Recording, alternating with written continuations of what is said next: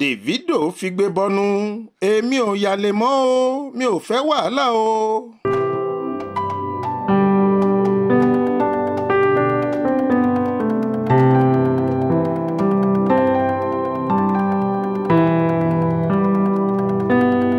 Gbajúmọ̀ olórin tàkasúfèé ni David Adeleke tí ọ̀pọ̀ èèyàn mọ̀ sí Davido ti sọ̀rọ̀ lórí ìdí tóun kò fi lè bá ìyàwó rẹ̀ Chioma Roland Adeleke jà àti ìdí tóun fi ń yẹra fún ohunkóhun tó lè fa aáwọ̀ tàbí ìpínyà láàrin àwọn méjèèjì. Ó ní àṣírí ńlá kan ló wà nídìí rẹ̀. Ọmọ bàbá olówó OBO ìyẹn Davido gẹ́gẹ́ báwọn olólùfẹ́ rẹ̀ tún ṣe máa ń pè é sọ̀rọ̀ yìí di mímọ̀ lásìkò tó ń kópa lórí ètò orí tẹlifíṣàn ẹ̀rọ ayélujára kan lálẹ́ ọjọ́ ìṣẹ́gun túsídẹ̀ẹ́ ọjọ́ 8 oṣù kẹrin ọdún 2025 yìí. Davido ní tóun bá fẹ́ sọ òdodo ọ̀rọ̀ òun ti ṣàkíyèsí pé nǹkan burúkú ló máa ń ṣẹlẹ̀ sóun àti àwọn okòòwò òun ní gbogbo ìgbà tóun àti Chioma bá ti ní gbólóhùn asọ̀ àti pé kinní náà ò ṣàdédé rí bẹ́ẹ̀. Òun ti fura nípa èyí tipẹ́tipẹ́ kódà látìgbà táwọn ti ń fẹ́ra àwọn sọ́nà nígbà tọmọbìnrin náà ṣì ń kàwé lọ́wọ́ ni.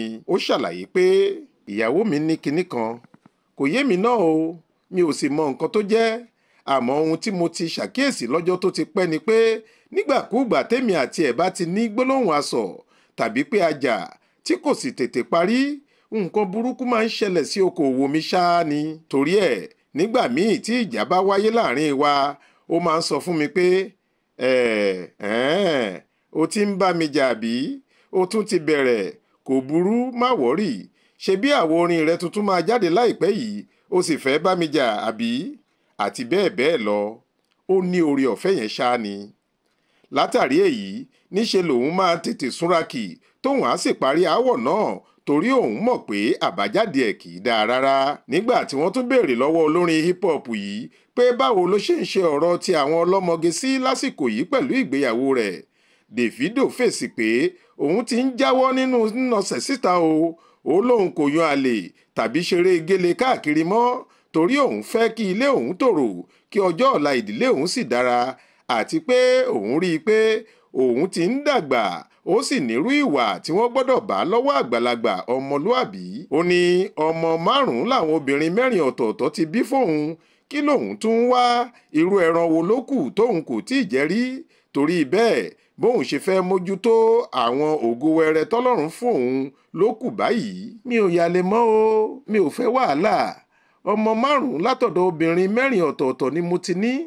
Ẹ jẹ́ kémi náà gbádùn ayé mi báwọn ọkùnrin bíi tèmi ṣe ń ṣe ayé wọn jẹ́jẹ́. Lóòótọ́ ojú mi ti rí tó láyé yìí ẹ̀yin náà sì mọ̀ pé ìrírí làgbà ọgbọ́n ìrírí ni olùkọ́ tó dára jùlọ fọ́mọ ẹ̀dá. Davido ló ń sọ̀rọ̀ bẹ́ẹ̀ o.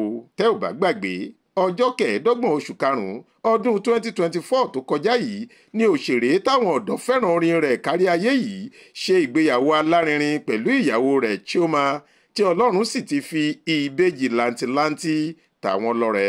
Faith Adébọ́lá ló ń jábọ̀ ìròyìn fún Ìta Fàájì.